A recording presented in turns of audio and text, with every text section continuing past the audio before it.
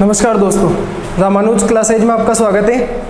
और हम अभी कोशिका में ही चल रहे हैं। तो पहले हमने पढ़ के आए हैं कोशिकांग, और आज हम आगे बढ़ते हैं। कोशिकांगों को ही लेकर के हम आगे चलते हैं आज। इससे पहले हमने कोशिकांग पढ़ लिए थे। अब जो बचे कुचे कोशिकांग हैं वो थोड़े बहुत वो भी पढ़ लेते हैं आज, ठीक है। तो हम कोशिकांगों की बात करें आज, तो सबसे पहले हम पढ़ेंगे तारकाय। तारकाय, ठीक है। तारकाय की अगर हम बात करें तो तारकाय के जो खोज करता है उनका नाम है वॉन बेंडेन। तारकाय की जो खोज है वो की थी वॉन बेंडेन ने। वॉन बेंडेन ने खोज की थी इसकी, तारकाय की, ठीक है। यानी तारकाय की जो खोज करने वाले वैज्ञानिक हैं वो वॉन बेंडेन। अगर ये हमको याद नहीं हो तो भी कोई तकलीफ नहीं है, क्योंकि इतना इंपॉर्टेंट ये तारकाय नहीं है, इसके खोजकर्ता इतने इंपॉर्टेंट नहीं है, बाकी हमें याद होने चाहिए, ठीक है। अब हम तारकाय के आगे बात करते हैं। देखो, जो हमारा कोशिका होती है, सबसे पहले ध्यान रखना कि ये जो तारकाय होते हैं ये जंतु कोशिका में पाए जाते हैं, ठीक है। यह जंतु कोशिका में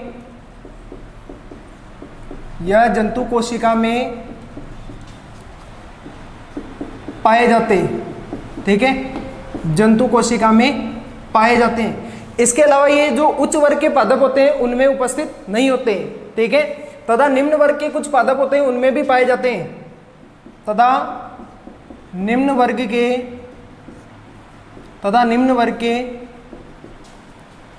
कुछ पादपों में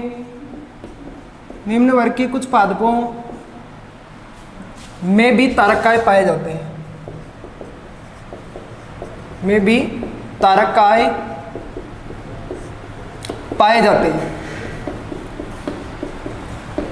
पाए जाते हैं, ठीक है।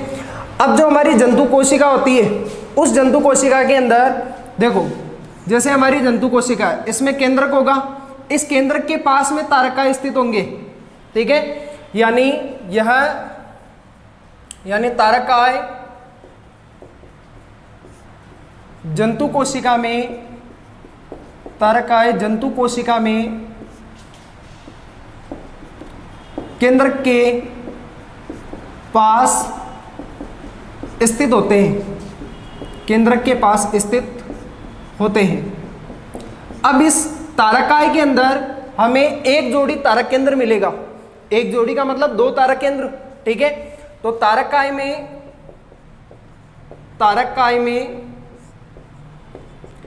एक जोड़ी तारक केंद्र, एक जोड़ी का मतलब हो गया दो तारक केंद्र पाए जाते हैं। दो तारकाय, यानी कि एक तारकाय के अंदर एक जोड़ी तारक केंद्र, यानी कि जो हमारे तारकाय होगा उसके अंदर दो तारक केंद्र हमें मिलेंगे, जिसे हम डिप्लोसोम कहते हैं। जिसे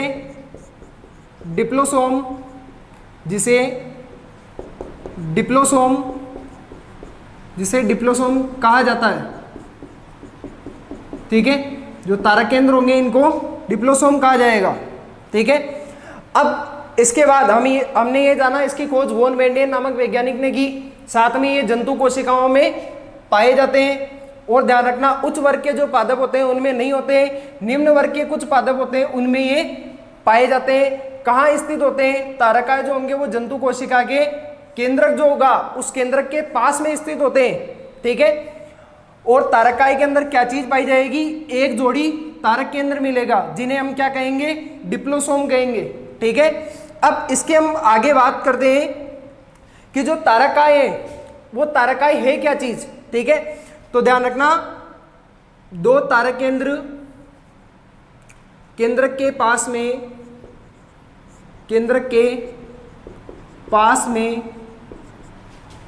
दो तारक केंद्र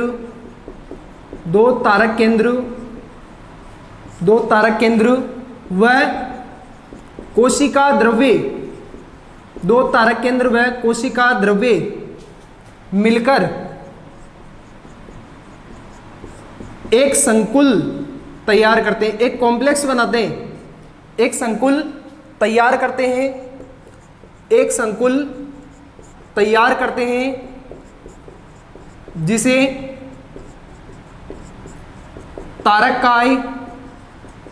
तारकाय कहा जाता है। यानी कि तारकाय के अंदर क्या क्या चीजें होगी, दो तो तारक केंद्र होंगे और कोशिका द्रव्य होगा। ठीक है, तो केंद्र के पास में दो तारक केंद्र और कोशिका द्रव्य मिलकर के एक संकुल बनाते हैं, यानी कि एक कॉम्प्लेक्स बनाएंगे जिसे हम क्या कहते हैं, तारकाय कहते हैं। ठीक है, इस तारकाय की जो संरचना होती है वो बैलगाड़ी के पहिए की जैसी होती है। ध्यान रखना, तारकाय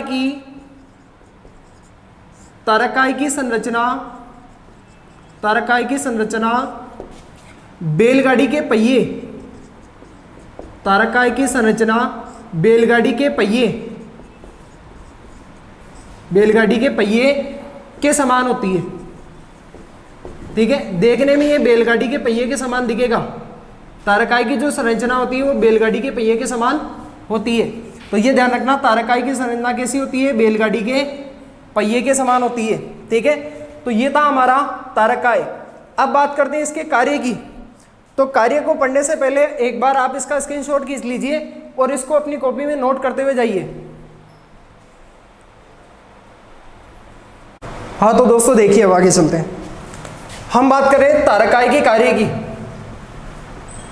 तारकाय की कार्य, अब ये तारकाय क्या काम करता है भैया। ठीक है, तो सबसे पहली बात हमें ये ध्यान रखना है, ये जो तारकाय होता है कोशिका विभाजन के समय, तारकाय कोशिका विभाजन के समय, जब हम कोशिका विभाजन पढ़ेंगे तब हम इसके बारे में और बात करेंगे। लेकिन हमें ध्यान रखना है कि तारकाय जो होगा वो कोशिका विभाजन के समय तरकु तंतुओं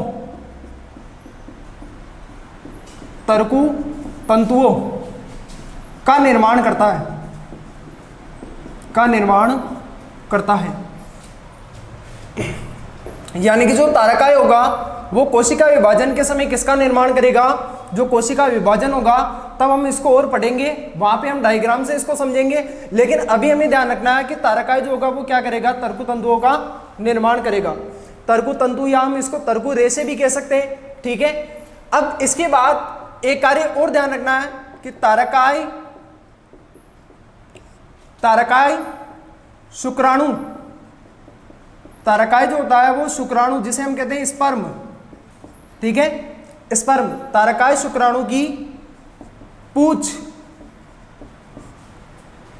का निर्माण भी करता है, पूंछ का निर्माण करता है। शुक्राणु के बारे में बात करें हम, शुक्राणु जो होता है, ठीक है, स्पर्म जिसे हम कहते हैं शुक्राणु। ठीक है, अब जो शुक्राणु होगा इसके तीन भाग होते हैं, एक तो सिर होता है, एक मध्य भाग होता है और एक पूंछ होती है। जो पूंछ होती है उसका निर्माण कौन करता है, तारकाय। शुक्राणु की जो पूंछ होगी उसका निर्माण कौन करेगा, तारकाय करेगा। तो ये तारकाय के हमारे कार्य थे। ठीक है, इसके बाद हमारे पास अगला कोशिकांग आता है गोल्जिकाय।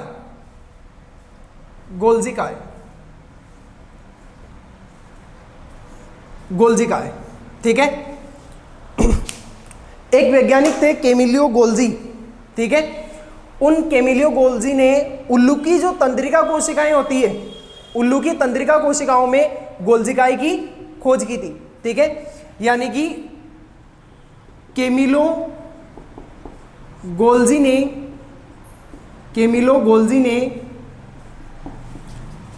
उल्लू की तंत्रिका कोशिकाओं में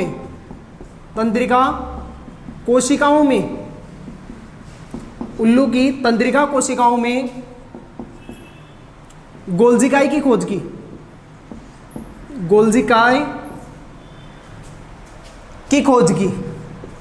ध्यान रखना, इसके खोजकर्ता इंपॉर्टेंट है हमारे लिए। ठीक है, कौन थे भैया, कैमिलो गोल्जी। तो कैमिलो गोल्जी ने किसके अंदर खोज की थी, जो उल्लू होता है उस उल्लू की तंत्रिका कोशिकाओं में गोल्जिकाय की खोज की। ठीक है, उल्लू की तंत्रिका कोशिकाओं में गोल्जिकाय की खोज की।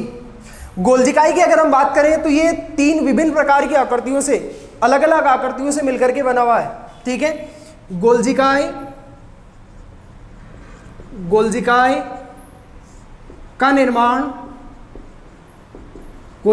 निर्माण तीन भिन्न भिन्न यानी कि अलग अलग प्रकार की, तीन भिन्न भिन्न प्रकार की संरचनाओं, भिन्न भिन्न प्रकार की संरचनाओं कौन कौन सी है? एक तो है वेसिकल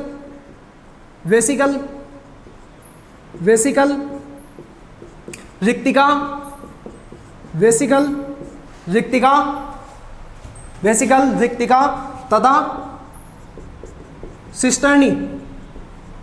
तथा सिस्टर्नी से हुआ है।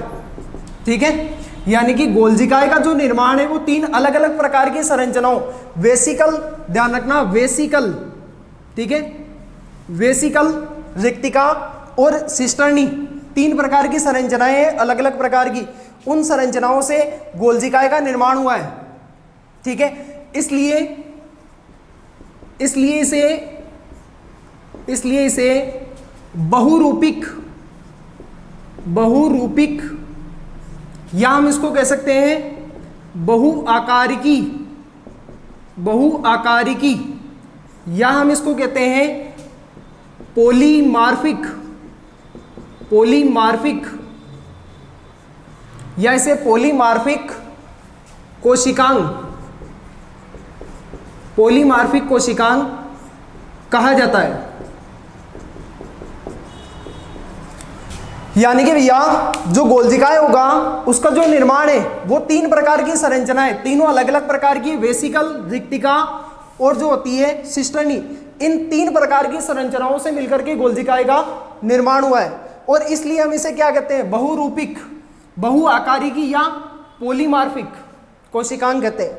तो ये हमें ध्यान रखना कि पॉलीमार्फिक कोशिकांग किसे कहा जाता है? गोल्जिकाय को कहा जाता है। क्यों कहा जाता है? क्योंकि इसका निर्माण जो है वो तीन भिन्न भिन्न प्रकार की संरचनाएं, वेसिकल, रिक्तिका और सिस्टर्नी से हुआ है। इस कारण हम इसको क्या कहते हैं? पॉलीमार्फिक कोशिकांग कहते हैं। एक बार आप इसका स्क्रीनशॉट खींच लीजिए, उसके बाद हम इसकी संरचना को देख लेते हैं जरा। हाँ तो दोस्तों देखिए, हम गोल्जिकाय की संरचना के बारे में देख लेते हैं जरा। गोल्जिकाय की संरचना देखो, इसकी संरचना कैसी होती है? ये तीन भिन्न भिन्न प्रकार की संरचनाओं से मिलकर के बना है। ठीक है, तीन भिन्न भिन्न प्रकार की इसमें संरचना पाई जाती है। देखो इस तरीके से जो गोल्जिकाय होता है वो तीन भिन्न भिन्न प्रकार की संरचनाओं से मिलकर के बना हुआ है। ठीक है, ये संरचनाएं गोल्जिकाय में पाई जाती है। अगर किसी कोशिका का हम अध्ययन करेंगे तो गोल्जिकाय को हम इसी प्रकार से देखेंगे। ठीक है, ये जो भाग होते हैं ये इनको हम कहते हैं सिस्टर्नी। ठीक है, इसके अलावा और भी भाग होते हैं इसके अंदर, जैसे कि हमने बात करी थी रिक्तिका होती है, तो इस तरीके से इसमें रिक्तिका भी पाई जाती है, बड़ी बड़ी संरचनाएं होती है, इसको हम रिक्तिका कहते हैं। इसके अलावा इसमें क्या होता है? वेसिकल भी होती है, इस प्रकार से गोल गोल छोटी छोटी संरचनाएं जिसे हम वेसिकल कहते हैं। ठीक है, ये भी इसके अंतर्गत पाई जाती है। तो गोल्जिकाय जो होता है तीन प्रकार की संरचनाओं से मिलकर के बना है। ठीक है, इस प्रकार से गोल्जिकाय का निर्माण हुआ है। अगर किसी कोशिका का अध्ययन करने को हमें मिलेगा तो गोल्जिकाय में हम तीन प्रकार की संरचनाएं देखेंगे। ये जो संरचना है बड़ी सारी, इसको हम कहते हैं सिस्टर्नी। ठीक है, और ये जो संरचना इसको हम कहते हैं रिक्तिका। तो रिक्तिकाएं भी पाई जाती है गोल्जिकाय के अंदर। और ये जो संरचनाएं छोटी छोटी संरचनाएं दिख रही है इसको हम कहते हैं वेसिकल। और ये वेसिकल क्या करती है? प्रोटीन और वसा का क्या करती है? वेसिकल प्रोटीन और वसा का क्या करती है? संचय करती है। इसको हम वेक्यूल भी कहते हैं। अंग्रेजी में अगर इसकी बात करें तो वेक्यूल कहा जाता है इसको। तो तीन प्रकार की संरचनाओं से गोल्जिकाय का निर्माण हुआ है। एक का नाम वेसिकल है, जो छोटी छोटी संरचनाएं, रिक्तिका उससे थोड़ी बड़ी है, और सिस्टर्नी सबसे बड़ी संरचना है। इसलिए हम इसको क्या कहते हैं? पॉलीमार्फिक कोशिकांग कहते हैं, क्योंकि तीन विभिन्न प्रकार की संरचनाओं से मिलकर के इसका निर्माण हुआ है। और इस कारण से हम इसको क्या कहते हैं? गोल्जिकाय को पॉलीमार्फिक कोशिकांग कहते हैं। ठीक है, अब ध्यान रखना हमें कि पादपों के अंदर जो होता है गोल्जिकाय जो होते हैं वो छोटे होते हैं। ठीक है, पादप कोशिकाओं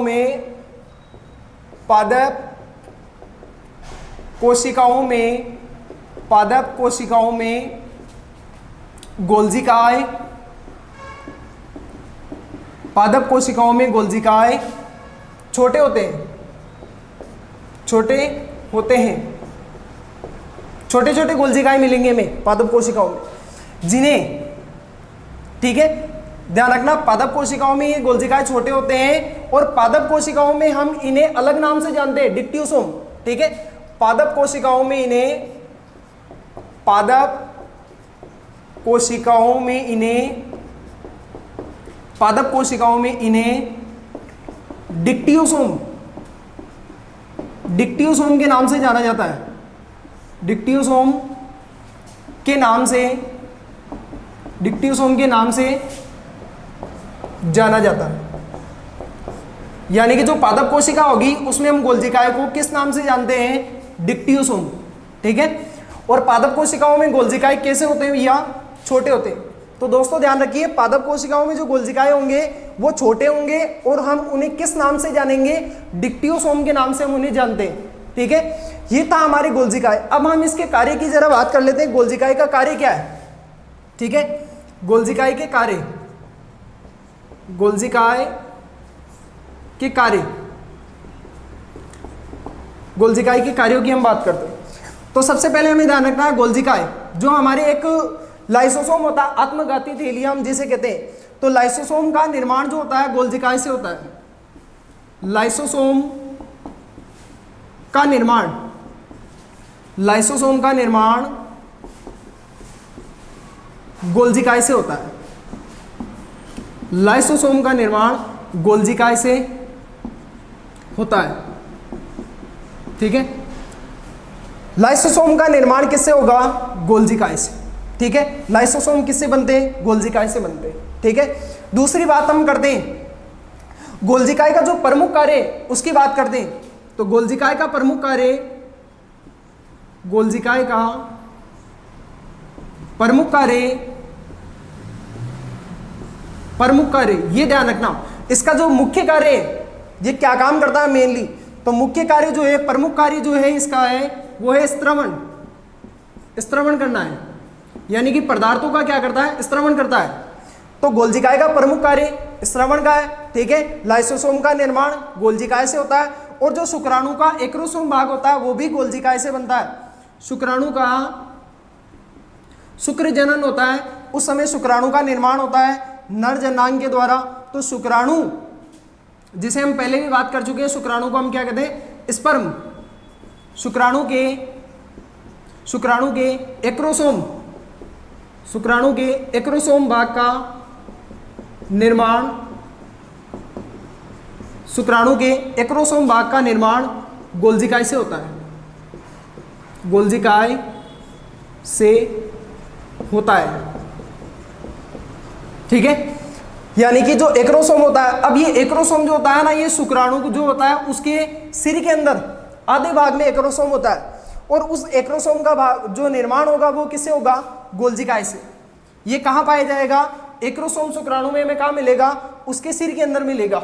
ठीक है, तो जो एक्रोसोम होगा उसका निर्माण किससे होता है, गोल्जिकाएं से होता है। इसके साथ ही हमें एक बात और ध्यान रखनी है, जो गोल्जिकाएं होता है ये क्या करता है, ये प्रोटीन का क्या करता है, प्रोटीन के लिए मार्ग तैयार करता है। ठीक है, जैसे कोशिका है, ये कोशिका है तो कोशिका में क्या होगा कि प्रोटीन जाएगा। अब प्रोटीन जाएगा तो रक्त के अंदर जो भी पदार्थ है, ठीक है, उन पदार्थ जैसे कि जमा हो गए, तो अब प्रोटीन कहाँ से जाएगा, तो गोल्जिकाएं क्या करेगा भैया, ये कहेगा कि भैया हट जाओ, प्रोटीन आ रहा है, हट जाओ, प्रोटीन आ रहा है। ठीक है, और प्रोटीन आ रहा है तो ये सभी पदार्थों को क्या कर देगा, दूर कर देगा। ठीक है, सभी पदार्थों को क्या कर देगा, दूर कर देगा। यानी कि जो गोल्जिकाएं होता है ये क्या करता है, जैसे कि यहाँ पे बहुत सारे पदार्थ जमा हो गए, ठीक है, अब प्रोटीन भाई साहब आ रहे, ठीक है, तो जैसे ही प्रोटीन इसको दिखाई, ये गोल्जिकाएं क्या करेगा कि इनको कहेगा कि दूर हो जाओ, प्रोटीन आ रहा है, और प्रोटीन के लिए क्या कर देगा, आगे जाने के लिए मार्ग तैयार कर देगा, रास्ता तैयार कर देगा। तो इस प्रकार से गोल्जिकाएं क्या करता है, प्रोटीन के लिए रास्ता तैयार करता है। जैसे हमारे क्या होता है, शहरों के अंदर जब गाड़ियां आती है तो वो हवलदार जो होता है वो रोकता है, ट्रैफिक पुलिस, तो वो क्या करते हैं, गाड़ियों को रोकते हैं, रास्ता तैयार करते हैं। उसी प्रकार से गोल्जिकाएं भी क्या करता है, प्रोटीन के लिए मार्ग तैयार करता है, और प्रोटीन के लिए रास्ता बनाने के कारण हम इसको क्या कहते हैं, कोशिका का ट्रैफिक हवलदार। ठीक है, तो हम यहां पे लिख सकते हैं कि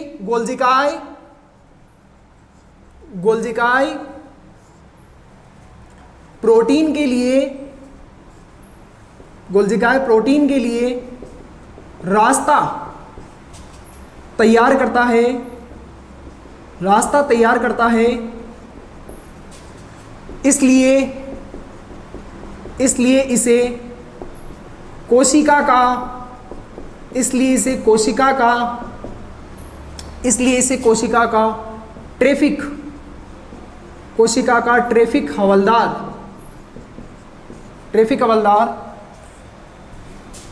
कोशिका का ट्रैफिक हवलदार कहा जाता है। ठीक है, इसलिए हम इसे क्या कहते हैं, कोशिका का ट्रैफिक हवलदार कहते हैं। ध्यान रखना, कोशिका का क्या कहते हैं, ट्रैफिक हवलदार। कोशिका का ट्रैफिक हवलदार कौन है, गोल्जिकाय। क्यों है, क्योंकि ये प्रोटीन के लिए क्या करेगा, मार्ग बनाएगा, रास्ता बनाएगा, और रास्ता बनाने के कारण हम इसको क्या कहते हैं, ट्रैफिक हवलदार कहते हैं। इसके अलावा हम देखते हैं कि ये जो वेसिकल है, अभी हमने बात करी थी, वेसिकल क्या करती है, ये वसा और प्रोटीन का क्या करती है, संचय करती है। वसा और प्रोटीन का क्या करेगी, संचय करेगी। तो हम यहाँ पे इसका कार्य एक और लिख सकते हैं कि जो गोल्जिकाय की वेसिकल होती है वो क्या करती है, प्रोटीन और वसा का संचय करती है। एक बार इसका स्क्रीनशॉट ले लीजिए, उसके बाद हम इसके और कार्य थोड़े जानते हैं जल्दी से। हाँ तो दोस्तों हम देखो आगे बात करते हैं। ठीक है, गोल्जिकाय में गोल्जिकाय की कार्य चल रहे हैं हमारे। ठीक है, तो गोल्जिकाय की वेसिकल, गोल्जिकाय की वेसिकल, वसा, वेसिकल और वसा, वेसिकल जो होती है वसा व प्रोटीन का संचय करती है, संचय का मतलब संग्रह करके रखती है, संचय करती है, संग्रह करके रहती है। ठीक है, यानी गोल्जिकाय जो होती है वेसिकल, ठीक है, गोल्जिकाय के अंदर जो वेसिकल नामक संरचना होती है वो क्या करती है, वसा और प्रोटीन का संचय करती है। ठीक है, इसके अलावा हम आगे बात करें तो पादपों के अंदर जो कोशिका द्रव्य विभाजन होता है, ठीक है, पादपों में कोशिका द्रव्य विभाजन, कोशिका द्रव्य विभाजन के समय गोल्जिकाय क्या काम करता है, जब कोशिका द्रव्य का विभाजन होता है पादपों के अंदर, तो ये जो गोल्जिकाय होता है ये क्या करता है, कोशिका प्लेट का निर्माण करता है। ठीक है, गोल्जिकाय जो होता है पादपों में कोशिका द्रव्य विभाजन के समय कोशिका प्लेट का निर्माण करता है, कोशिका प्लेट का निर्माण करता है। तो ये थे हमारे गोल्जिकाय के कार्य, इसके कार्य हमें याद भी होने चाहिए। ठीक है, और अब हम इसके बाद आगे बढ़ते हैं केंद्रक की तरफ। ठीक है, केंद्रक की बात करते हैं हम, केंद्रक, न्यूक्लियस। ठीक है, सबसे पहले तो हमें ध्यान रखना है केंद्रक की खोज किसने करी थी, केंद्रक की।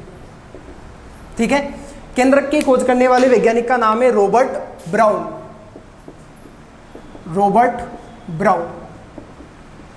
ठीक है, केंद्रक की खोज किसने करी थी, रॉबर्ट ब्राउन, बुरा व्यक्ति रॉबर्ट ब्राउन नामक वैज्ञानिक ने केंद्रक की खोज की थी।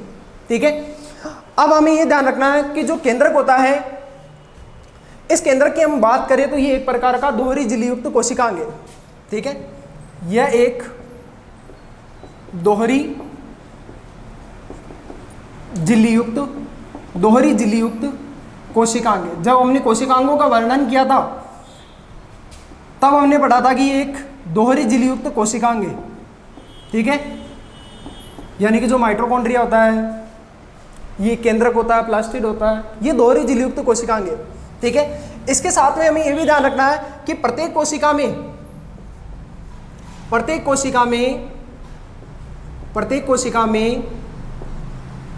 कम से कम एक केंद्रक तो होता है, कम से कम एक केंद्रक। ठीक है, कम से कम एक केंद्रक पाया जाता है, प्रत्येक कोशिका में कम से कम एक केंद्रक तो होगा ही होगा। कुछ अपवाद भी हो सकते हैं इसके। ठीक है, जैसे अपवादों में अगर हम बात करें, अब अपवाद कौन है, याद करो, जब हम रक्त का वर्गीकरण पढ़ के आए और रक्त के वर्गीकरण में हमने पढ़ा है कि किसके अंदर केंद्रक नहीं पाया जाता, ठीक है। तो अपवादों की अगर हम बात करें तो स्तनधारी की जो आरबीसी होती है, स्तनधारी की आरबीसी में केंद्रक नहीं पाया जाता, केंद्रक नहीं पाया जाता है। अब ये इसका एक अपवाद है, वरना हर कोशिका में एक केंद्रक तो होगा, एक केंद्रक होता है। कुछ अपवाद हो सकते हैं कि अधिक भी केंद्रक हो सकते हैं, वरना एक केंद्रक तो होगा, कम से कम एक केंद्रक, कम से कम एक केंद्रक पाया जाता है। कुछ अपवाद होते हैं, जैसे स्तनधारी की जो आरबीसी है, इस आरबीसी में केंद्रक नहीं पाया जाता है, ठीक है। इसके अलावा जैसे कि स्तनधारी है, ये जंतुओं में। अब हम पादपों में भी अपवाद की बात करें तो पादपों में परिपक्व चालनी नलिका में केंद्रक नहीं पाया जाता। परिपक्व चालनी नलिका नलिका में केंद्रक नहीं पाया जाता। जब हम टिश्यू पढ़ेंगे तो हम उस समय भी इनको देखेंगे, नलिका में केंद्रक नहीं पाया जाता। यानी कि जो पादप होंगी उसकी जो परिपक्व चालनी नलिका होगी, उस परिपक्व चालनी नलिका के अंदर केंद्रक नहीं मिलेगा हमें। ये अपवाद से कभी कभी प्रश्न बन जाते हैं, ध्यान रखिएगा दोस्तों। अपवाद हमें याद रहना चाहिए, ठीक है, क्योंकि अपवाद से प्रश्न बनने की संभावना ज़्यादा होती है, ठीक है। इसके बाद हम इसकी स्थिति के बारे में, जैसे कि हमने पिछले वीडियो में बात करी थी कि जो केंद्रक की स्थिति है उसकी बात कर लेते हैं कि पादप कोशिका में कहाँ होता है और जंतु कोशिका में कहाँ होता है केंद्रक की स्थिति। यानी कि पादप कोशिका में हमें कहाँ मिलेगा और जंतु कोशिका में हमें कहाँ मिलेगा। तो हम पहले पढ़ के आ चुके हैं इसको, केंद्रक की स्थिति को। जब हमने रिक्तिका पढ़ा था तो उस समय हमने पढ़ा था कि जो पादप होंगे उसमें कहाँ होगा और जो जंतु होंगे उसमें कहाँ होगा। यानी कि पादप कोशिका और जंतु कोशिका में केंद्रक कहाँ होगा, पादप कोशिका और जंतु कोशिका, इन दोनों में केंद्रक की हम बात करते हैं कि केंद्रक कहाँ पाया जाता है, क्योंकि अक्सर सवाल यहीं से भी उठ जाता है। जो प्रश्न है वो यहाँ से भी बनने की संभावना रहती है कि पादप कोशिका में केंद्रक कहाँ होगा और जंतु कोशिका में केंद्रक कहाँ होगा। सवाल में दे सकता हमें कि पादप कोशिका में केंद्रक कहाँ पाया जाएगा या कहाँ स्थित होगा, ठीक है। तो पादप जो कोशिका होती है इसके अंदर केंद्रक जो होता है वो रिक्तिका का आकार, देखो पादप कोशिका में आकार रिक्तिका का बढ़ जाता है, क्योंकि रिक्तिका क्या काम करती है, जल को संग्रह करने का। और जल संग्रह के कारण क्या होता है कि रिक्तिका आकार में बड़ी होती है पादपों के अंदर, और पादप कोशिका में रिक्तिका बड़ी होगी तो केंद्रक कहाँ होगा, परिधि की ओर। पादप कोशिका में जो केंद्रक होता है, केंद्रक कोशिका की परिधि की ओर होगा, कोशिका की परिधि की ओर होता है, ठीक है। पादप कोशिका में जो केंद्रक होगा वो कोशिका की परिधि की ओर स्थित होता है, स्थित होता है, ठीक है। और हम बात करें जंतु कोशिकाओं में तो जो केंद्रक होगा जंतु कोशिका में केंद्रक कोशिका के मध्य स्थित होता है, कोशिका के मध्य स्थित होता है, कोशिका के मध्य स्थित होता है, ठीक है। तो यहाँ तक एक बार आप इसका स्क्रीनशॉट खींच लीजिए, उसके बाद हम आगे चलते हैं। और दोस्तों जैसे आप इस कोशिका के जो अध्ययन है, इसका जो ये पार्ट पढ़ रहे हैं हम, इसको आप लगातार हमारे साथ बने रहिए, क्योंकि जैसे ही हमारे कोशिका का जब चैप्टर खत्म होगा तो उस समय हमारे पास है ना इस कोशिका के क्विज होंगे जो पिछली परीक्षाओं में आ चुके हैं, पटवारी, रीट और राजस्थान पुलिस में जो भी आ चुके हैं प्रश्न इससे, ठीक है, या अन्य कोई कंपटीशन में जो प्रश्न आ चुके हैं वो प्रश्न भी होंगे, और साथ में कुछ नए प्रश्न भी होंगे जो कि आगामी परीक्षाओं में आने की संभावना होती है। तो उन पे हम चर्चा करेंगे, और उन चर्चा के अंदर ये आपके जो प्रश्न होंगे वो तैयार होते जाएंगे। और वो तैयार कब होंगे, जब आप रेगुलर हमारे साथ बने रहेंगे, इसको लगातार पढ़ते रहेंगे, याद करते रहेंगे, तो गारंटी है कि वो 100% आपके तैयार हो जाएंगे, ठीक है। तो एक बार आपका इसका स्क्रीनशॉट खींच लीजिए, उसके बाद हम आगे चलते हैं। हाँ दोस्तों देखो, अब हम बात करते हैं केंद्रक की संरचना की। केंद्रक की संरचना, केंद्रक की संरचना, केंद्रक की संरचना, ठीक है। तो हेमरलिंग साहब ने, जो हेमरलिंग महोदय हैं, ठीक है, केंद्रक की संरचना की हम बात करते हैं। देखो एक हेमरलिंग नाम का एक व्यक्ति हुआ था, एक वैज्ञानिक हुआ था। हेमरलिंग ने क्या किया था कि जो एसिटोबुलाई नामक एक कोशिकीय शैवाल होती है। पादप जो कोशिकाओं में सबसे बड़ी है, एक कोशिकीय शैवाल जो सबसे बड़ी एक कोशिकीय शैवाल है वो एसिटोबुलाई है। और उस एसिटोबुलाई का उन्होंने 3 पार्ट में अध्ययन किया, 3 भागों में उसको बांट दिया शैवाल को और उसका अध्ययन किया। और उन्होंने एक बात जानकारी निकाली कि जो ये केंद्रक होता है, ये केंद्रक क्या करता है, पूरी की पूरी कोशिका के ऊपर नियंत्रण रखता है। और हमें पता है कि जो नियंत्रण रखता है वो क्या कहलाता है, मस्तिष्क। हमारे शरीर पे अगर नियंत्रण रखेगा तो कौन रखेगा, हमारा मस्तिष्क। उसी प्रकार से केंद्रक जो होगा, इस केंद्रक जो होता है ये क्या करता है, कोशिका के ऊपर क्या करता है, नियंत्रण रखता है। और नियंत्रण रखने के कारण हम इसको क्या कहते हैं, कोशिका का मस्तिष्क भी कहते हैं। ठीक है, अब हम इसकी संरचना को जरा देख लेते हैं कि जो केंद्रक होता है ये किस प्रकार की संरचना होती है इसकी। तो हमने पढ़ा था कि केंद्रक जो होता है ये एक दोहरी झिल्ली युक्त कोशिकांग है। मतलब इस प्रकार से इसमें क्या पाई जाएगी, झिल्ली पाई जाएगी। और जो इसकी बाहरी झिल्ली होते हैं इस पर क्या होते हैं, थोड़े थोड़े केंद्रक छिद्र होते हैं। और केंद्रक छिद्रों से क्या होते हैं, पदार्थों का आवागमन होता है। कहाँ कहाँ पे, एक तो कोशिका द्रव्य में और एक केंद्रक के केंद्रक द्रव्य में। यानी कि यहाँ से पदार्थ कहाँ जाएंगे, इस केंद्रक द्रव्य में आ जाएंगे। और यहाँ से पदार्थ कहाँ जाएंगे, बाहर कोशिका द्रव्य में चले जाएंगे। ठीक है, तो ये तो बाहर वाली झिल्ली है, बाहरी झिल्ली। ठीक है, और ये इसके अंदर क्या है, आंतरिक झिल्ली। और इसी के साथ हमने पढ़ा था कि एकमात्र कोशिकांग जिसका नाम क्या होगा, जो केंद्रक झिल्ली से जुड़ा हुआ रहेगा, हमें याद होना चाहिए, अंतःप्रद्रवी जालिका, एकमात्र कोशिकांग जो कि केंद्रक झिल्ली से क्या होता है, जुड़ा हुआ रहता है। इसके बीच में क्या पाए जाते हैं, यहाँ पे केंद्रक छिद्र। और इन केंद्रक छिद्रों से क्या होता है, पदार्थों का आवागमन अंदर बाहर। ठीक है, इसके अलावा इसके अंदर क्या मिलेगी हमें, इसके अलावा हमें मिलेगी यहाँ पे केंद्रिका। ठीक है, गोलाकार संरचना होती है। इसके अलावा हमें यहाँ पे इस प्रकार के धागे मिलेंगे बहुत सारे, और इन धागों को हम कहते हैं क्रोमेटिन जालिका। ठीक है, तो 2 प्रकार की हमें संरचना मिली है यहाँ पे। एक तो हमें मिला है केंद्रिका, ठीक है, और दूसरी चीज हमें मिली है क्रोमेटिन जालिका। क्रोमेटिन जालिका या क्रोमेटिन के रेशे। ठीक है, यानी हम केंद्र की संरचना के बारे में अगर जानकारी हासिल करें तो हमें 2 चीजें मिलेगी। एक तो हमें मिलेगी केंद्रिका, और दूसरी चीज हमें क्या मिलेगी, केंद्रक द्रव्य। ठीक है, अब केंद्रिका की बात करते हैं हम सबसे पहले। ठीक है, जो केंद्रिका है इसके खोजकर्ता कौन है, केंद्रिका, इसकी खोज किसने की थी, केंद्रिका, इसकी खोज की थी फोंटाना नामक वैज्ञानिक ने, फोंटाना। ठीक है, केंद्रिका, फोन उठाना, तो केंद्रिका की खोज किसने की थी, फोंटाना नामक वैज्ञानिक ने। केंद्रिका की खोज किसने की थी, फोंटाना नामक वैज्ञानिक ने खोज की थी। और साथ में हमने इस केंद्रिका के बारे में पहले भी हम जब कोशिकांग पढ़ रहे थे, ठीक है, हमें याद होना चाहिए कि जब हम राइबोसोम पढ़ रहे थे तो हमने केंद्रिका की बात करी थी। ठीक है, कि केंद्रिका क्या करती है, इस केंद्रिका के अंदर किसका निर्माण होता है, ठीक है, आरएनए का। केंद्रिका में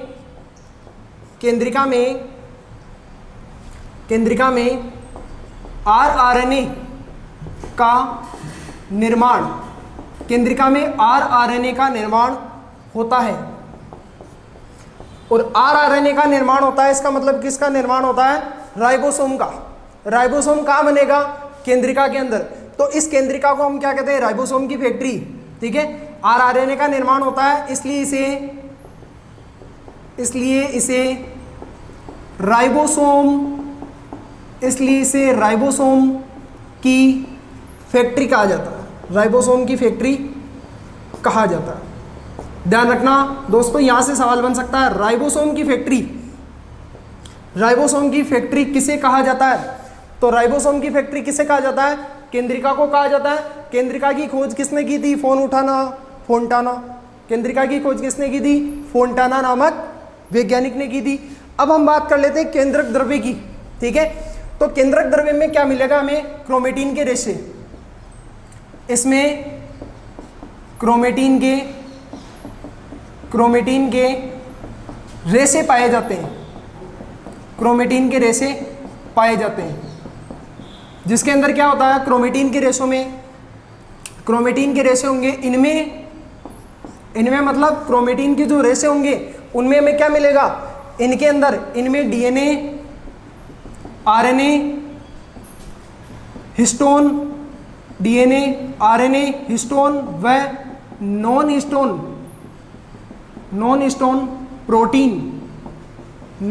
प्रोटीन पाया जाता है।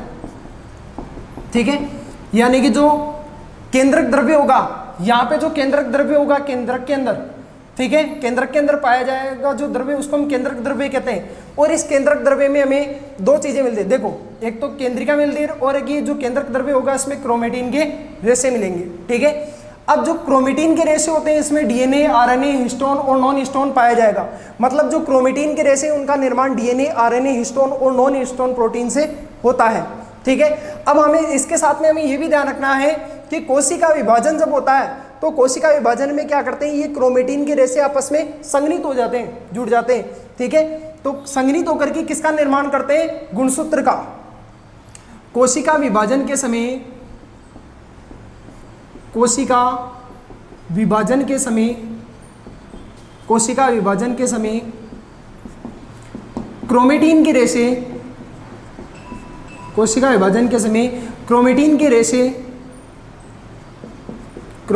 रेशे संघनित होकर गुणसूत्र का निर्माण करते हैं, गुणसूत्र का निर्माण करते हैं। अब कोशिका विभाजन में एक अवस्था आती है मध्यावस्था, मेटाफेज। तो अगर हमें कभी गुणसूत्रों का अध्ययन करना हो, ठीक है, तो गुणसूत्रों का अध्ययन हम कोशिका विभाजन की कौन सी अवस्था में करेंगे, मेटाफेज में। मेटाफेज में क्यों करेंगे, क्योंकि जो सबसे पहले अवस्था आएगी पूर्वावस्था, प्रोफेज। प्रोफेज में तो क्या होता है कि ये आपस में संघनित होते हैं और मेटाफेज के अंदर हमें दिखाई देते हैं गुणसूत्र। ठीक है, तो मेटाफेज में दिखाई देने के कारण अगर स्पष्ट रूप से हमें अध्ययन करना है तो मेटाफेज के अंदर हम गुणसूत्रों का अध्ययन कर सकते हैं। ठीक है, एक बार आप इसका स्क्रीनशॉट खींच लीजिए, उसके बाद हम गुणसूत्रों के बारे में जरा जानकारी हासिल करते हैं। हाँ दोस्तों, अब हम चलते हैं गुणसूत्र के बारे में जानकारी करते हैं। गुणसूत्र, अब इसके बारे में हमें खोजकर्ता पता होना चाहिए। गुणसूत्र की खोज किसने करी थी,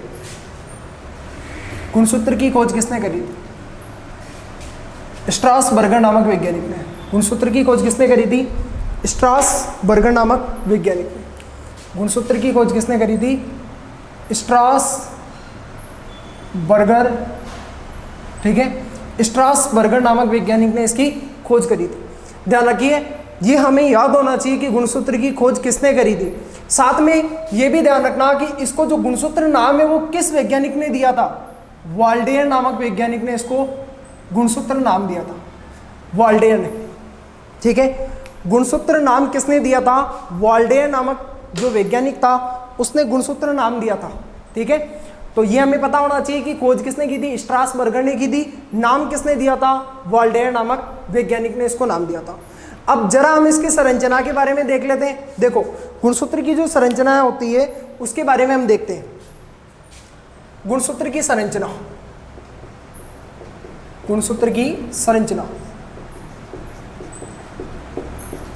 देखो, इस गुणसूत्र की संरचना में हमें क्या चीजें मिलेंगी, इस प्रकार से इसकी संरचना होती है। गुणसूत्र की जो संरचना होती है इस प्रकार से होती है। इसमें क्या होता है कि 4 सिस्टर क्रोमेटिन होती है। ठीक है, और ये चारों सिस्टर क्रोमेटिन यहां से एक सेंट्रोमियर के द्वारा जुड़ी हुई रहती है। ये क्या है, ये है सिस्टर क्रोमेटिन। कितनी, 4 सिस्टर क्रोमेटिन कितनी है, 4। ठीक है, 1 2 3 4, 1 2 3 4, 4 सिस्टर क्रोमेटिन है। और ये 4 सिस्टर क्रोमेटिन किसके द्वारा जुड़ी हुई है, सेंट्रोमियर के द्वारा। सेंट्रोमियर के द्वारा, यानी कि सेंट्रोमियर वह संरचना है जो चारों सिस्टर क्रोमेटिन को आपस में जोड़ के रखता है। ठीक है, सेंट्रोमियर भी हम इसको कहते हैं और इसको सेंट्रोसोम भी कहा जाता है। सेंट्रोसोम भी इसको कहा जाता है और इसको प्राथमिक संकीर्णन भी कहा जाता है। प्राथमिक संकीर्णन भी इसको कहा जाता है। इसके अलावा ये जो हमें अंतिम सिरे दिख रहे हैं, इसके इन अंतिम सिरों की ये जो लंबाई है इसको हम कहते हैं टीलोमियर। ठीक है, यानी कि गुणसूत्रों के जो अंतिम सिरे होते हैं इनको हम कहते हैं टीलोमियर। ठीक है, इस टीलोमियर में एक नाइट्रोजन क्षारक पाया जाता है जिसका नाम है ग्वानिन नामक एक नाइट्रोजन क्षारक पाया जाता है। व्यक्ति के जो बुढ़ापे का कारण है, वो बुढ़ापा किस कारण आता है, इस टीलोमियर की जो लंबाई होती है ये कम हो जाती है, जिसके कारण व्यक्ति में बुढ़ापे के लक्षण आते हैं, उसकी जनन क्षमता कम हो जाती है। ठीक है, तो बुढ़ापे के लक्षण किस कारण आते हैं, टीलोमियर की लंबाई के कम होने के कारण। ठीक है, इसके बाद में ये जो सिरे होते हैं, आगे की तरफ का जो क्षेत्र होता है, इस क्षेत्र को हम कहते हैं द्वितीयक संकीर्णन। क्या कहेंगे, द्वितीयक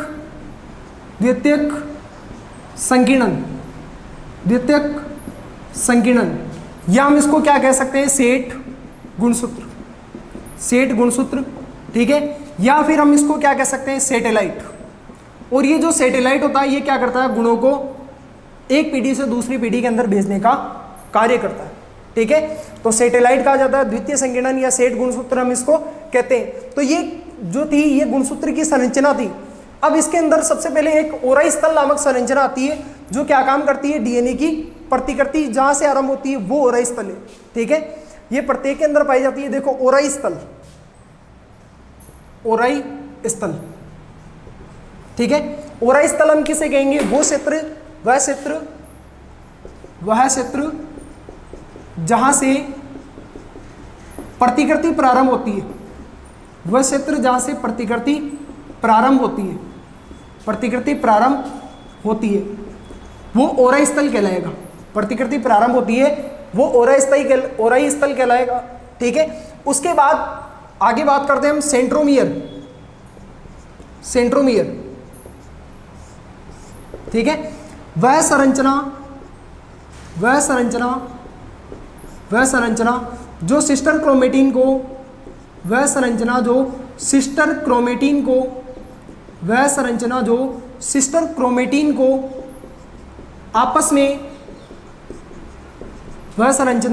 जो सिस्टर क्रोमेटिन को आपस में जोड़े रखती है। ठीक है, वो संरचना जो सिस्टर क्रोमेटिन को आपस में जोड़ के रखती है, ये आपस में जोड़ के रखती है, इसको हम क्या कहते हैं, सेंट्रोमियर कहते हैं। उसे सेंट्रोमियर या प्राथमिक संकीर्णन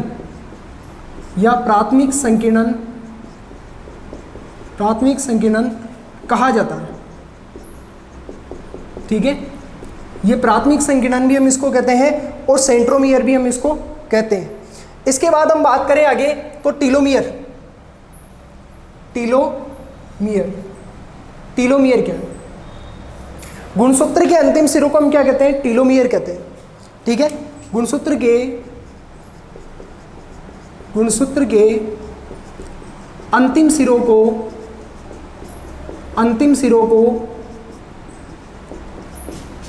टीलोमियर कहा जाता है।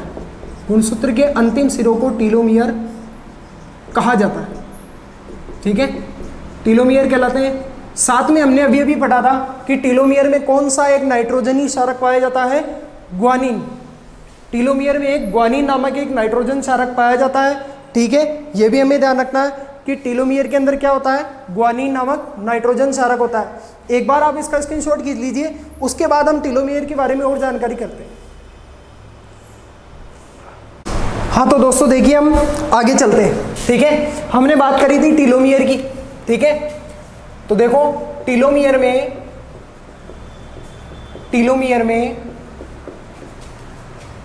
ग्वानिन नामक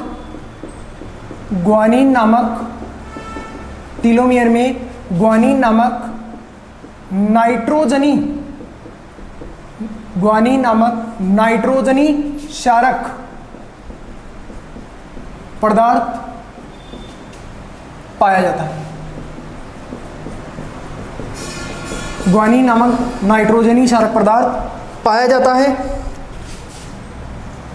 बुढ़ापे का प्रमुख कारण टीलोमियर टीलोमियर की लंबाई का कम होना है, यानी कि टीलोमियर की लंबाई कम हो जाएगी तो बुढ़ापे के लक्षण आएंगे। ठीक है, तो बुढ़ापे का प्रमुख कारण टीलोमियर की लंबाई कम होना है। ठीक है, तो ये था टीलोमियर। अब ध्यान रखना दोस्तों कि एक जो सक्रिय गुणसूत्र होगा, उस सक्रिय गुणसूत्र में 3 चीजें होगी। एक तो ओराई स्थल होगा, ठीक है, दूसरा सेंट्रोसोम होगा और तीसरा टीलोमियर होगा। एक सक्रिय गुणसूत्र में जो क्रियाशील होता है, तो एक सक्रिय गुणसूत्र में ओराई स्थल सेंट्रोसोम व टीलोमियर उपस्थित होते हैं। टीलोमियर उपस्थित होते हैं। यानी कि एक जो क्रियाशील गुणसूत्र होगा उसमें क्या होगा, एक तो ओराई स्थल पाया जाएगा, ओराई स्थल, दूसरा सेंट्रोसोम होगा, सेंट्रोमियर जिसे हम कहते हैं, और तीसरा टीलोमियर जो होगा वो उपस्थित रहेगा। अब हमें ये ध्यान रखना है कि सेंट्रोसोम की स्थिति फिक्स नहीं होती है। सेंट्रोसोम की स्थिति निश्चित नहीं होती है। यानी कि जो प्राथमिक संकीर्णन होगा, सेंट्रोसोम होगा, सेंट्रोमियर होगा, उसकी स्थिति निश्चित नहीं होती है। वो मध्य में भी हो सकता है, सिरों पर भी हो सकता है, या सिरों से थोड़ा नीचे भी हो सकता है। ठीक है, तो सेंट्रोसोम की स्थिति निश्चित नहीं होती है। लेकिन ध्यान रखना कुछ गुणसूत्र होते हैं, कुछ गुणसूत्र, जैसे विशेषकर बात हो रही है द्वितीयक संकीर्णन। कुछ गुणसूत्र जिनके अंदर द्वितीयक संकीर्णन पाया जाएगा, माफ करना दोस्तों, कुछ गुणसूत्रों में द्वितीयक संकीर्णन होगा, द्वितीयक संकीर्णन पाया जाता है, द्वितीयक संकीर्णन पाया जाता है, जिसकी स्थिति निश्चित होती है, ये मानवों में भी मिलते हैं। मानव के अंदर भी कुछ गुणसूत्र ऐसे होते हैं जिनके अंदर द्वितीयक संकीर्णन पाया जाता है। जैसे मानवों के अंदर बात करें हम, जैसे मानव के 13, 14, 15, 21, 22, ठीक है, 13, 14, 15, 21 और 22, ये जो गुणसूत्र है इनके अंदर द्वितीयक संकीर्णन हमें मिलेगा। 13, 14, 15, 21 व 22 में द्वितीयक संकीर्णन पाया जाता है। द्वितीयक संकीर्णन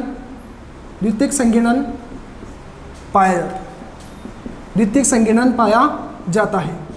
यानी कि मानव के अंदर जो ये गुणसूत्र दिखाई दे रहे हैं हमें, 13, 14, 15, 21, 22, इनके अंदर हमें क्या मिलेगा, द्वितीयक संकीर्णन मिलेगा। ठीक है, तो एक बार आप इसका स्क्रीनशॉट खींच लीजिए, क्योंकि इसके बाद हम क्या पढ़ेंगे, जो ये गुणसूत्र होते हैं। देखो सेंट्रोसोम की स्थिति के आधार पे हम गुणसूत्रों की बात करते हैं, तो उसका पूरा हम एक चार्ट देखते हैं। एक बार आप इसका स्क्रीनशॉट खींच लीजिए। हाँ दोस्तों देखिए, अब हम बात करते हैं सेंट्रोसोम की स्थिति के आधार पर, सेंट्रोसोम की स्थिति के आधार पर गुणसूत्र। तो अगर हम देखें सेंट्रोसोम की स्थिति के आधार पर गुणसूत्रों की हम बात करें तो 4 प्रकार के होते हैं। ठीक है, सेंट्रोसोम की स्थिति के आधार पर गुणसूत्र कितने प्रकार के होते हैं, 4 प्रकार के होते हैं। कौन कौन से होते हैं, देखिए दोस्तों 4 प्रकार के होते हैं। एक तो वो गुणसूत्र होते हैं जिनमें सेंट्रोसोम सिरों पे होता है, ठीक है। दूसरे वो होंगे जिनमें मध्य होगा, मध्य से ऊपर भी हो सकता है, सिरों से थोड़ा नीचे भी हो सकता है। तो वो 4 के नाम क्या है, टीलोसेंट्रिक। अब देखो टीले का मतलब क्या हो गया, ऊपर। टीलोसेंट्रिक का मतलब जिनमें जो सेंट्रोसोम होगा वो कहाँ होगा, सिरों पर, ठीक है। एक्रोसेंट्रिक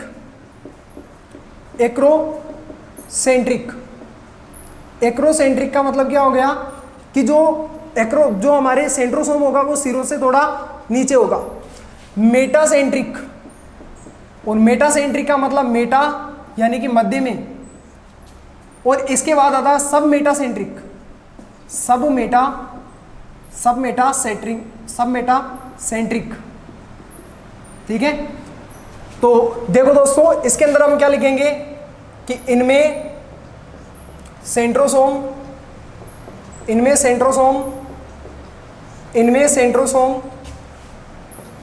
गुणसूत्र के सिरों पर पाया जाता है। ठीक है, और ध्यान रखना ये मानव में नहीं पाए जाते,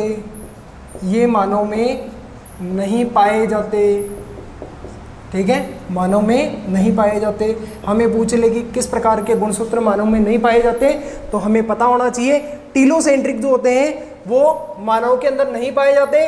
और टीला, अब हमें टीला याद होना चाहिए, टीले का मतलब ऊपर। ठीक है, तो इस प्रकार के जो हमें गुणसूत्र मिलेंगे टीलोसेंट्रिक, ये मानव में नहीं मिलेंगे। और इस प्रकार के गुणसूत्रों में क्या होगा, जो सेंट्रोसोम होगा वो सिरों पे होगा। अब देखो इसकी आकृति किस प्रकार से होगी, इसकी आकृति इस प्रकार से होगी, यहां पे सेंट्रोसोम होगा सिरों पर सेंट्रोसोम होगा, ये टीलोसेंट्रिक है। ठीक है, दूसरी बात करते हैं एक्रोसेंट्रिक। ठीक है, तो इनमें या इस प्रकार के गुणसूत्र में इस प्रकार के गुणसूत्र में सेंट्रोसोम सिरों से थोड़ा नीचे स्थित होता है, सिरों से थोड़ा नीचे स्थित होता है। ठीक है, यानी कि जो सेंट्रोसोम होगा वो सिरों से क्या होगा, थोड़ा नीचे स्थित होगा। और इस प्रकार के एग्जाम्पल अगर हम बात करें तो मानव के वाई गुणसूत्र, ठीक है, जो पुरुषों में पाए जाते हैं। ठीक है, लिंग का निर्धारण करने वाले वाई गुणसूत्र। ठीक है, तो वाई गुणसूत्र जो होते हैं वो एक्रोसेंट्रिक होते हैं। ठीक है, अगर इसकी हम संरचना को अगर देखें तो इस प्रकार से संरचना होगी इसकी, सिरों से थोड़ा सा नीचे यहाँ पे। ठीक है, तो थोड़ा सा नीचे जो होगा वो एक्रोसेंट्रिक होगा। और मैं से मध्य। ठीक है, तो इस प्रकार के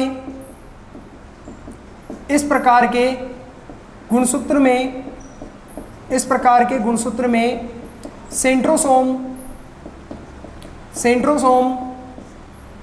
मध्य में स्थित होता है। इस प्रकार के जो इस प्रकार के जो गुणसूत्र होंगे उनमें सेंट्रोसोम कहाँ होगा, बिल्कुल बीच के अंदर होगा। ठीक है, इसकी आकृति कुछ इस प्रकार होगी जैसा हमने गुणसूत्र की पहली जो आकृति संरचना हमने पढ़ी। ठीक है, इस प्रकार की संरचना, यहाँ ये जो होगा सेंट्रोसोम मध्य में होगा। ठीक है, अब बात करते हैं 4th नंबर की पार्ट की, सब मेटासेंट्रिक। ठीक है, तो इस प्रकार के गुणसूत्र में सेंट्रोसोम मध्य से थोड़ा ऊपर स्थित होता है। यानी कि इस प्रकार का जो गुणसूत्र हमें देखने को मिलेगा उसमें सेंट्रोसोम क्या होगा, थोड़ा सा मध्य से थोड़ा ऊपर स्थित होगा। ठीक है, अगर इसके एग्जाम्पल की हम बात करें, ठीक है, तो मानव में एक्स गुणसूत्र जो होंगे वो सब मेटासेंट्रिक होते हैं। ठीक है, देखो हमने बात करी थी, जरा पढ़ लेते हैं इसको। जैसे कि ये गुणसूत्र है, तो यहां पे अगर सिरों पे होगा तो टीलोसेंट्रिक, सबसे टीले पे तो टीलोसेंट्रिक। अब टीले से थोड़ा सा नीचे आया भैया तो उसको हम क्या कहेंगे, एक्रोसेंट्रिक। ठीक है, एक्रोसेंट्रिक कहेंगे। अब अगर बिल्कुल बीच में आ गया मिड के अंदर तो वो मेटासेंट्रिक, मध्य के अंदर जो होगा, मध्य के अंदर मेटासेंट्रिक। ठीक है, अब मध्य से, जैसे कि ये मध्य था, ये ऊपर ही ऊपर तो टीलो, फिर एक्रो आया, फिर बीच में मध्य में मेटा आया, और मेटा से अगर थोड़ा सा ऊपर हुआ तो वो कौन सा हुआ, सब मेटासेंट्रिक। ठीक है, सब मेटासेंट्रिक हुआ। अब एक बार आप इसका स्क्रीनशॉट खींच लीजिए, फिर हम बात करते हैं कुछ जंतुओं के अंदर जो गुणसूत्र होते हैं उनकी संख्या के बारे में बात कर लेते हैं, जो हमारे लिए इंपॉर्टेंट है, पूछे जा सकते हैं परीक्षा में। एक बार स्क्रीनशॉट खींचिए। हाँ तो दोस्तों अब देखिए, जो परीक्षा के अंदर हमें गुणसूत्रों की संख्या पूछ सकते हैं, ठीक है, तो उनमें हम बात कर लेते हैं जो मुख्य रूप से इंपॉर्टेंट होते हैं, ठीक है। गुणसूत्रों की संख्या, गुणसूत्रों की संख्या ये हमें याद रहनी चाहिए, ज्यादा नहीं, थोड़े बहुत ही है। जैसे कि मानव के अंदर हम बात करें, मानव में गुणसूत्र कितने होंगे, हमें पता है मानव के अंदर 46 गुणसूत्र होते हैं, ठीक है। अगर हम चूहे की बात करें तो चूहे के अंदर कितने होते हैं, 42 होते हैं। कुत्ते में कितने होते हैं, कुत्ते के अंदर, कुत्ते में 78 होते हैं। बिल्ली में कितने होते हैं, बिल्ली के अंदर होते हैं 38, ठीक है। अगर हम आलू की बात करें तो आलू में कितने होते हैं, 48, बिल्ली से 10 ज़्यादा। अगर हम प्याज की बात करें तो प्याज में कितने होते हैं, 16, ठीक है। मानव में 46, चूहे में 42, कुत्ते में 78 होते हैं, बिल्ली में 38 होते हैं, आलू में 48 होते हैं और प्याज में 16 होते हैं। इसके अलावा घरेलू मक्खी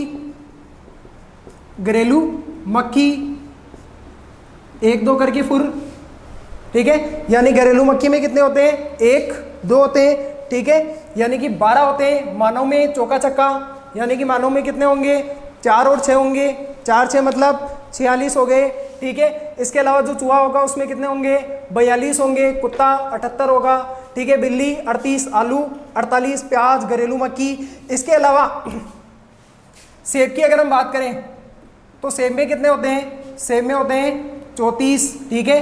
धान, ठीक है, धान की हम बात करें तो 24। इसके अलावा जैसे कि हमारे पास सेब हो गया, धान हो गया और हमिंग बर्ड जो होती है, इस हमिंग बर्ड में कितने होते हैं, इस हमिंग बर्ड के अंदर पाए जाते हैं 256, ठीक है। ये इंपॉर्टेंट इसलिए क्योंकि जंतुओं में अगर सर्वाधिक पूछ ले तो वो हमिंग बर्ड के अंदर होंगे। जंतुओं में सर्वाधिक गुणसूत्र किस में पाए जाएंगे, हमिंग बर्ड के अंदर, ठीक है। जंतुओं में सर्वाधिक गुणसूत्र हमें किस में मिलेंगे, हमिंग बर्ड के अंदर मिलेंगे। इसके अलावा, ठीक है, अफियोग्लोसम